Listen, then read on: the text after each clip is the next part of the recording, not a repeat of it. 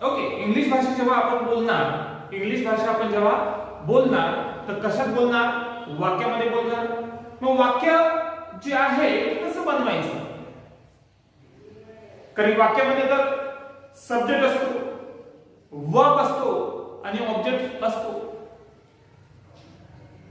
दिसतात आपल्याला ते तीन गोष्टी. त्यानंतर ऑब्जेक्ट मध्ये बऱ्याचशा गोष्टी आहेत. कंजंक्शन आहे, कंजंक्शन लागलं की मग आणखी परत दुसरं वाक्य तयार होतं. ही पद्धत आहे ज्यामुळे बरेचदा एका वाक्यामध्ये कितीतरी वाक्य आपण बोलून जातो. असो, तो एक पुढील भाग आहे आफ्टर कंजंक्शन.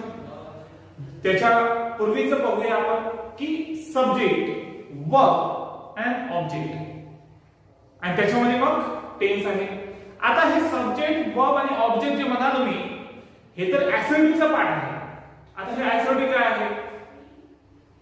ओके, ऍक्टिव्हिटी हा एक वाक्याचा प्रकार आहे ज्याच्यामध्ये आपण आपल्या मनातले विचार व्यक्त करतो. दुसऱ्याकडनं उत्तराची अपेक्षा नसते. अशा वाक्याची शेवटी फुल स्टॉप असतो आणि सुरुवातीला सब्जेक्टनी सुरुवात होते. ओके, बघा, इंट्रोगेटिव्ह एक वाक्याचा प्रकार आहे, इम्पेरेटिव्ह एक वाक्याचा प्रकार आहे, एक्सक्लेमेटरी वाक्याचा प्रकार आहे. आणखी एक आहे ज्याला आपण ऑप्टेटिव्ह सेंटेन्स म्हणतो.